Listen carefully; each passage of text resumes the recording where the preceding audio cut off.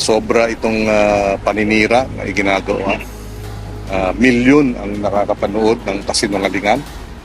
Former Senator Francis Kiko Pangilinan nagsumite ng isang reklamo ng cyber libel sa Department of Justice, DOJ, laban sa YouTube channel na Bungangera TV kaugnay ng isang serye ng mga video na nag-aakusang siya ay pumapalakpak ng pisikal sa kanyang asawa, ang megastar na si Sharon Cuneta, at kanilang mga anak, kabilang ang anak na si Casey Concepcion.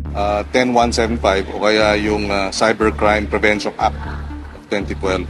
Bungangera TV YouTube channel, pati ang YouTube at ang Google ay sinampahan din natin ng kaso. Ang cyber libel ay isang paglabag sa Republic Act 10175 o ang Cybercrime Prevention Act of 2012, kung saan ang mga authorized individual, opisyal, o direktor ng Google at YouTube Philippines ay maaaring